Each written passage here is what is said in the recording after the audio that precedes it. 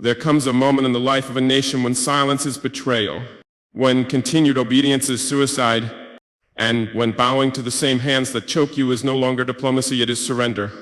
My name is Captain Ibrahim Traoré. I do not speak with the polish of career diplomats. I do not wear the cologne of multinational boardrooms. I was not trained in Washington nor groomed in Geneva. I speak from the battlefield where my people bleed and the soil remembers. I speak for a nation that has long been treated like a debtor's prison. And today I speak directly to the International Monetary Fund, not with trembling hands, but with a voice rooted in centuries of African pain and now African awakening. For too long, the IMF has posed as a benevolent doctor prescribing economic treatment to sick nations. But what we've learned, what we've suffered, is that your medicine often kills the patient. Your loans arrive with smiles, but they are poisoned arrows wrapped in contracts. You speak of stabilization, but you deliver strangulation. You speak of reform, but what you really mean is obedience to models built in foreign labs never meant for African soil. But we are not your laboratory. We are not your experiments. We are not pawns in your economic chess game. Burkina Faso and the whole of Africa is waking up. And when we wake, we do not ask for permission to breathe. You see, I come not to beg for cancellation. I come not to plead for relief. I come to tell you what no African leader has dared say loudly enough. We no longer accept economic policies that reduce our people to beggars. While our gold lines the vaults of the West, we no longer dance to the rhythm of conditionalities that gut our public services, cripple our farmers, and force our youth into exile. We no longer accept being told that good governance means handing over our national wealth to foreign firms with smiling consultants. So today we begin a new conversation, not one between debtor and lender, but one between equals. Between nations, between truth and falsehood. And this is not a press release. This is a reckoning. And it begins now. One, the chains of debt, a modern form of slavery. Let us speak plainly without euphemism, without the polite lies of diplomacy. Debt, the kind you offer Africa, is not a tool of development. It is not a bridge to prosperity. It is a shekel. It is modern slavery, dressed in suits and spreadsheets. You call it structural adjustment. We call it structural punishment. You label it financial discipline. We experience it as generational despair. You offer it as partnership. But when one partner profits while the other bleeds, it is not partnership, it is plunder. Let me ask you, how can a nation rich in gold, uranium, cobalt, and fertile land be poor? How can a continent that fuels the industries of the world not afford to feed its own children? We are told it is mismanagement, corruption, incompetence. Yes, Africa has its wounds. But many of those wounds were inflicted by the very hands now offering us Band-Aids soaked in interest. Let me tell you what this debt looks like in real life, not on your PowerPoint slides, but on our streets. It looks like children studying by candlelight, because the national power grid was privatized and sold to foreign investors who charge prices our people cannot pay. It looks like hospitals with broken beds, no antibiotics, and mothers dying in childbirth because your conditions demanded we slash public spending to qualify for your help. It looks like millions of African graduates with degrees in hand but no future, job-creating sectors were outsourced, sold off, or collapsed under your imposed liberalization policies. And worst of all, it looks like dignity broken. You see, the repayment plans you create are not economic formulas. They are death sentences. You lend us $500 million and ask for $2 billion in return over decades through interest restructuring fees, currency controls, and privatization clauses that rob us of our national assets. Tell me, what is the moral justification? You say the contracts were signed willingly, but let me ask, is it consent when the patient is bleeding and you are the only one holding medicine with a price tag and a clause? Is it choice when the gun is not pointed at your head but at the starving child behind you? No, Your Excellencies at the IMF, this is not consent. It is economic coercion. This is not development. It is domination. This is not globalization. It is neocolonialism in financial ropes. And we, the new generation of African leadership, are no longer blind. We are no longer grateful for crumbs from the tables our labor built. We are done applauding policies that hollow out our economies in the name of efficiency. We will no longer trade our sovereignty for loans that disappear into the hands of consultants, only to return as debt for our grandchildren. Let me be even more clear. Africa does not owe you. You owe Africa. You owe us for the gold taken on the colonial boots. You owe us for the minerals that power your smartphones while our villages remain in darkness. You owe us for the diamonds that dazzled your palaces while we bled in silence. And yet, even in all this, we are not asking for charity. We are asking for justice. True justice begins with the end of exploitative debt structures. Justice means allowing African nations to audit what we owe, where it came from, and who truly benefited. Justice means allowing us the dignity to chart our own financial futures, not as clients but as equals. And if this message feels uncomfortable, then good, because it is time the comfortable were confronted. 2. The puppet strings, how the IMF undermines African sovereignty. To speak of sovereignty in Africa today is to speak of a dream deferred, a continent of flags and anthems. Yes, but true freedom, that still hangs in question. They say we are independent, but independence without autonomy is illusion. And few institutions have done more to blur that line between self-rule and subjugation than the International Monetary Fund. You do not govern us, yet you draft our budgets. You do not vote in our elections, yet your approval determines whether our economies collapse or breathe. You claim neutrality, yet the ink of your influence runs deep in the laws we pass, the leaders we appoint, and the limits of our own ambition. This is not financial aid. This is political engineering. You arrive with briefcases and blueprints, not bombs, but the damage is often the same. Behind your technical language lies a silent weapon, conditionality. It begins politely. Cut subsidies, liberalize your markets, devalue your currency. They say just recommendations, but what are recommendations when starvation is the price of refusal? What are suggestions when the next loan, the next breath depends on obedience? Let us not pretend. You have become the architects of our internal affairs. We were told structural adjustment would create efficiency. Instead, it created dependence. We were told austerity would eliminate corruption. Instead, it eliminated hope. We were told the free market would lift us. Instead, it lifted our wealth and flew it offshore. And when our people protest, when they rise in anger and hunger and the agony of unmet needs, you do not take responsibility. You step back claiming you are merely observers. But history is watching. Your hands are not clean. From Ghana to Zambia, from Senegal to Kenya, we have seen it play out the same. Leaders forced to privatize water only for foreign companies to raise prices beyond reach. Farmers undercut by cheap imports, they kill local industries. Ministers told to cut spending on schools to balance the budget while foreign debt payments rise. And if we dare to resist, if we question your models or reject your prescriptions, we are blacklisted. Isolate, punished, our credit rating downgraded, our currencies attacked, our leaders vilified in international media as radical, unstable, or populist. But what is more radical than forcing a country to choose between feeding its people and ties, repaying loans it never benefited from? What is more unstable than a society where youth have no future, no jobs, and no faith in politics? Because their nation answers to banks before it answers to its people. Let us be honest. Your influence has too often been a veto on our dreams. You have become unelected governors of African policy. And yet we are not merely victims, we are rising. A new wind is blowing across this continent. We are reclaiming the right to govern ourselves and our languages for our people by our values. We will no longer accept debt that demands we cut essential services before asking the rich to pay taxes. We will no longer tolerate consultants writing our national strategies while our professors go unpaid. We will no longer bow to institutions that answer to shareholders, not citizens. To the IMF, I say this with clarity and calm. We will be sovereign, even if it means rejecting your loans. Even if it means slower growth, but growth that is ours. Even if it means pain for now, but freedom in the long run.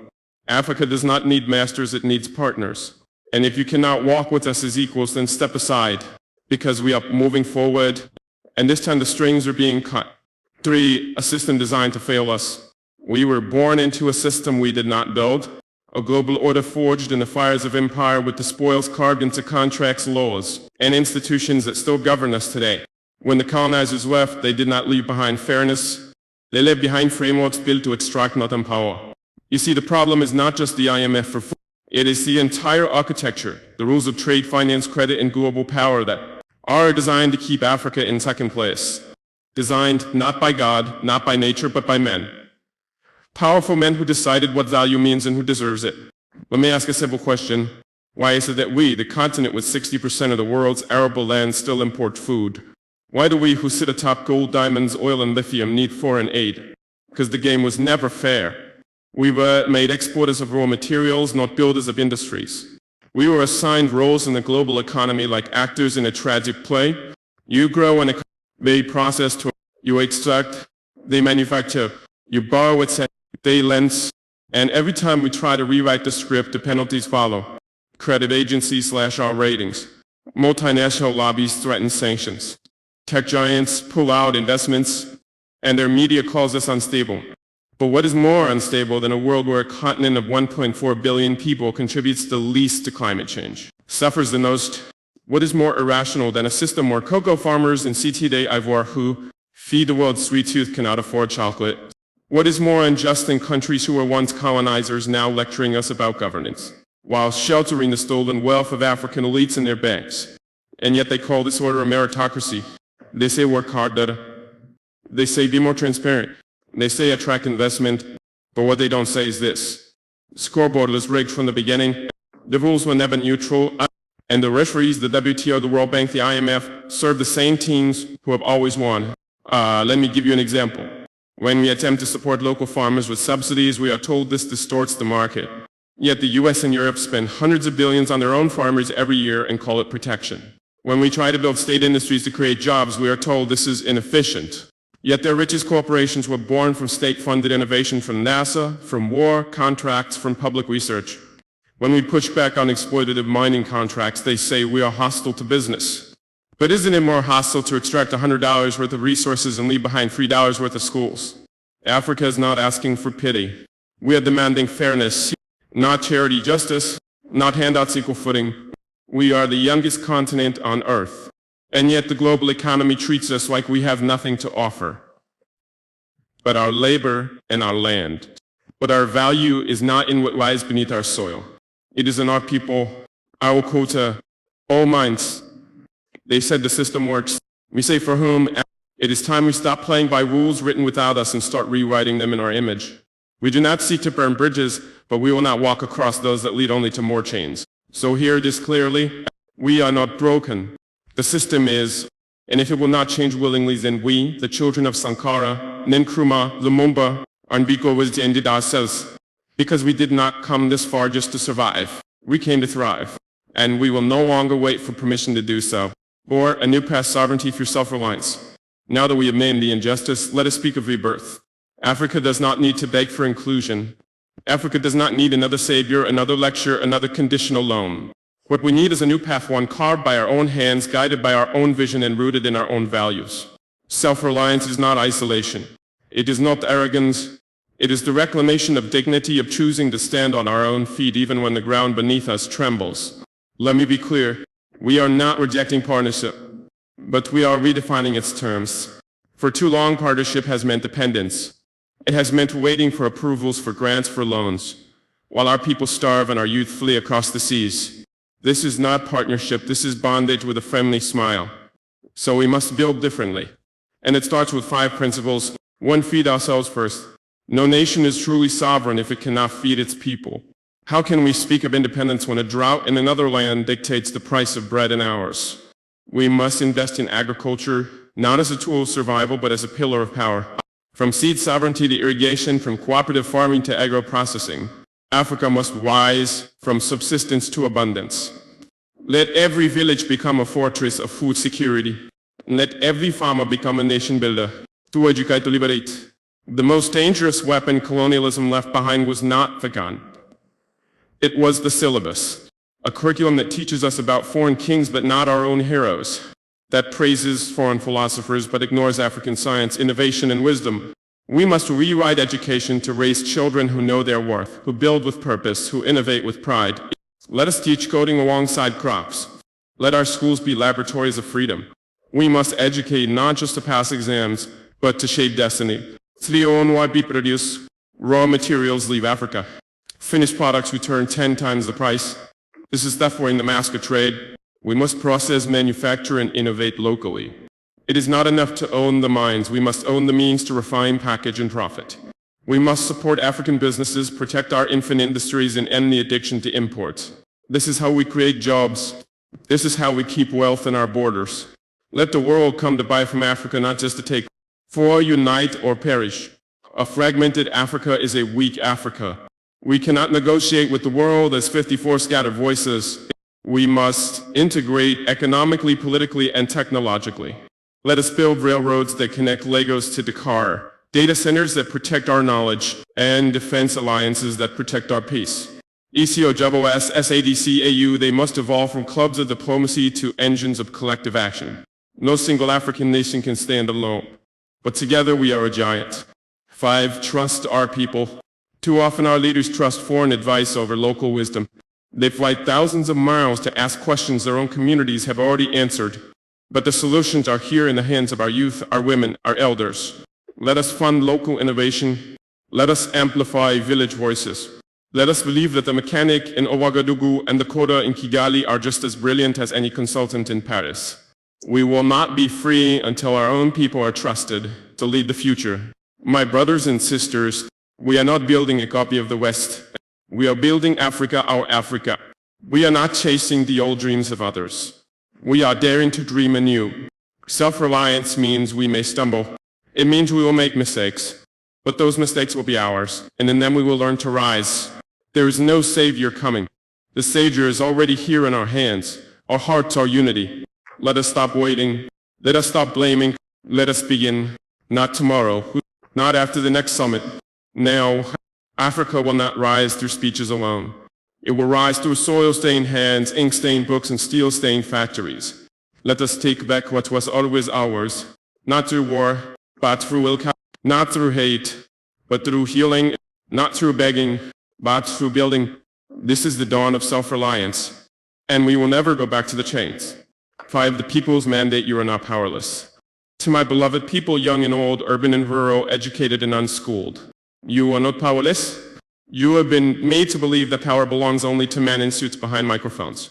That the future is dictated by those who sit in tall buildings far away. That decisions about your life are made in echo chambers with no windows to your suffering. But let me speak plainly. Real power does not start at the top. It starts at the bottom.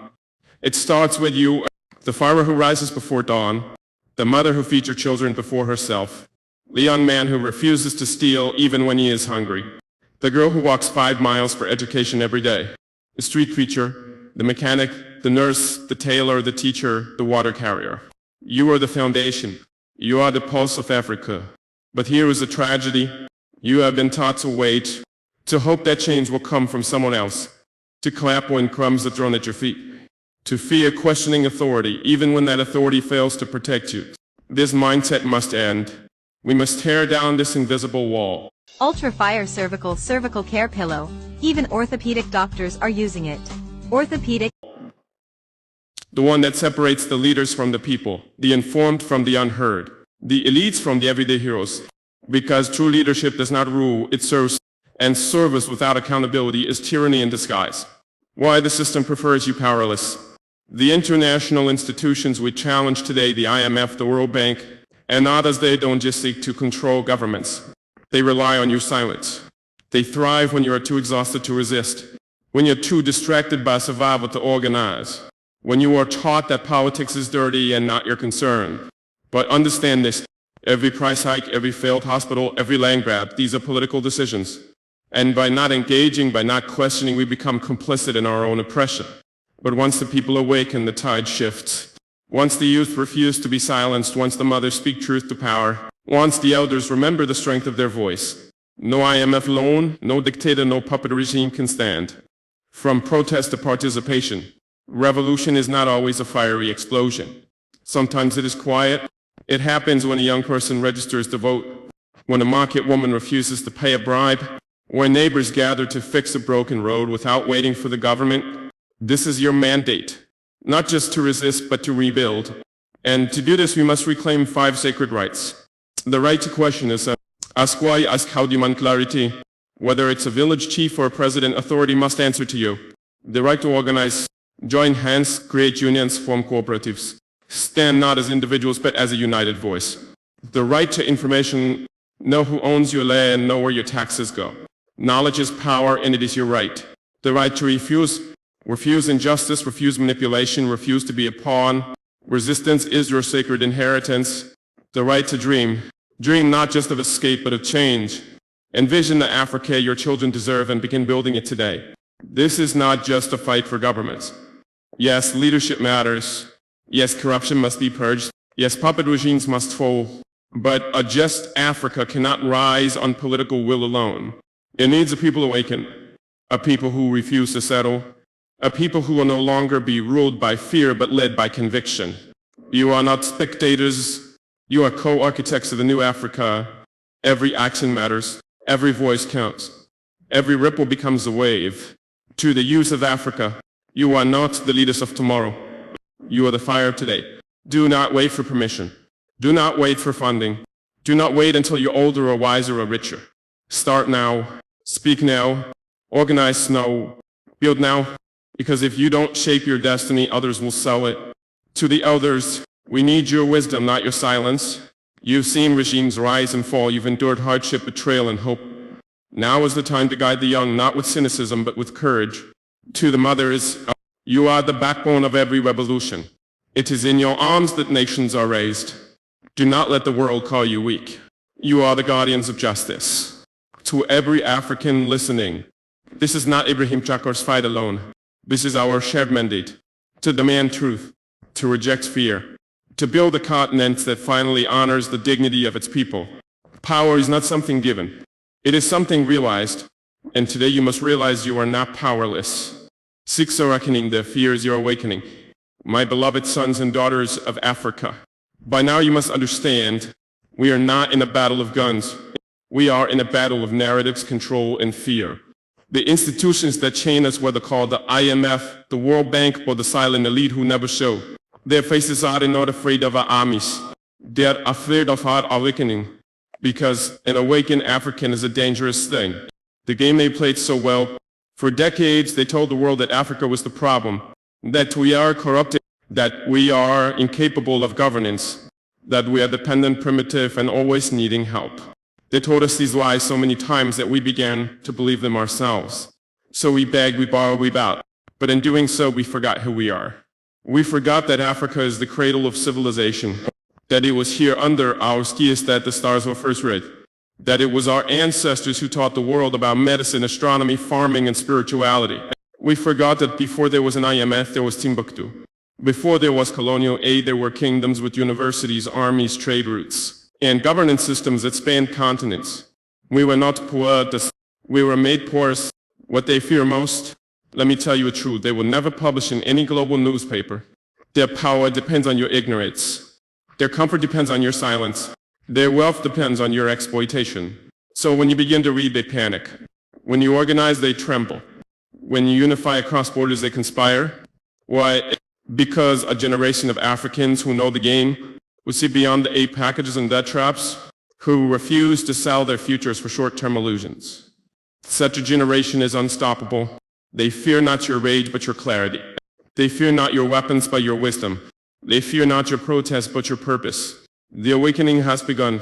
Look around, you feel it in your bones. There is a stirring in our villages, a fire in our cities, a hunger in our youth that no IMF policy can extinguish. From Burkina Faso to Mali, from Niger to Uganda, from South Africa to Ethiopia, the veil is lifting. The spell is breaking. This is not just a political shift. It is spiritual. It is ancestral. It is prophetic. You are not just living through a revolution, you are the revolution, the reckoning on. For years they have extracted from us with impunity gold, oil, diamonds, cocoa, bauxite, uranium, and yet we remain the poorest continent in the world. No, this is not chance. It is by design. Well, here's what they didn't expect. That we would wake up, that our people would begin to connect the dots, that we would call out the lies, that we would dare to confront them not with hate but with truth. And truth is the most dangerous weapon of all. This reckoning is not about revenge. It is about justice. It is about restoration. It is about dignity. It is about telling the world, we are not your territories. We are your creditors. And it's time to settle the account. The shift cannot be reversed. You see, once people see the bars of their cage, they no longer mistake it for freedom. Once people taste sovereignty, they no longer beg for scraps. And once people remember who they are, they become ungovernable by lies. So yes, expect pushback, expect propaganda, expect infiltration, expect threats, because when an empire begins to lose control, it will do anything to maintain the illusion. But their fear is not your signal to retreat. It is your confirmation you're doing something right. This is your time. Africa, this is your moment. Not next year and not after the next election. Now, what is, you don't need permission, you need purpose. You don't need saviors, You need strategy. You don't need pity. You need power. The kind that is rooted in unity, history, and unwavering truth. Let every African leader know, if they do not serve the people will rise. Let every foreign investor know, if they come to exploit, they will be exposed. And let every African youth know, your time has come. You are the nightmare of those who built empires off our silence. You are the dream of your ancestors finally awake. You are the warning and the prophecy fulfilled. The chains are breaking. The masks are falling. The reckoning is here. In their fear of sin, it is your awakening. We have entered the age of African reckoning. To every young African listening to the sound of my voice, to every elder who kept the truth alive in whispered stories, to every mother who prays over empty plates with unshaken hope, to every child who walks barefoot through dusty roads, dreaming of something greater. Hear me clearly now. The age of African reckoning has begun. Not with violence, not with hatred, but with truth, with clarity, with resolve forged in the fire of centuries of injustice. We are not begging anymore. We are not negotiating for scraps from colonial tables. We are building our own table from African wood, carved by African hands, for African generations. From silence to thunder. For too long our cries were ignored. Our pain was politicized, our suffering monetized, our silence weaponized against us. But now we speak not with bitterness but with boldness, not to seek pity but to demand justice. They thought we were buried, but they forgot we are seeds. Let the world hear this. Africa is not waiting to be saved. Africa is rising to save itself. We are uniting across borders drawn by foreign hands. We are building systems that serve the people, not puppets. We are reclaiming our narratives, our currencies, our futures. Let the world hear this declaration echo through every institution built to contain us. We are awake and we are coming for everything that was stolen. To the youth, you are the architects. You, the youth of Africa. You are not lost, you are not too late, you are not forgotten. You are the architects of a continent reborn. You are not just the leaders of tomorrow. You are the liberators of today. Your weapon is your mind. Your shield is your history. Your compass is your conscience. And your mission on to reclaim, rebuild, and restore the African soul. A new covenant with the people. From this day forward, let no leader speak in the name of Africa if he bows to foreign masters. Let no contract be signed that sells a future for a foreign loan. Let no flag wave in celebration if the people beneath it are starving. We declare a new covenant between the land and the people, between the past and the future, between the seen and the unseen. We will honor our ancestors by refusing to repeat their captivity. We will bless our descendants by ensuring they are born into dignity, not debt. This is our sacred duty. This moment, this reckoning is not about me. It is not about a single government, a single speech, or a single protest. It is about a spiritual awakening, an ancestral uprising, a generational fire that cannot be extinguished by fear or foreign hands. So let it be written in the hearts of all Africans. We will rise not as victims, but as visionaries. We will forgive, but we will never forget. We will extend our hands in peace, but we will not bow in submission. Africa, remember who you are. You are the drumbeat of the earth. You are the sun before time. You are the womb of humanity. You are the whisper of the ancestors. You are the Lord of tomorrow. Africa, remember who you are. Let the lions awaken. Let the river sing. Let the soil rejoice. For we are no longer lost, and we are no longer divided. We are no longer asleep. And so I declare, as a son of the soil, as a servant of the people, as a voice among millions, I declare before God and history, Africa shall rise. Africa shall heal. Africa shall reign not in conquest, but in conscience. Not in revenge, but in restoration. Not by force, but by the unstoppable power of a people who have remembered their name. May the ancestors watch with pride. May the children walk with hope. And may the world bear witness to the rebirth of a continent. So help us God.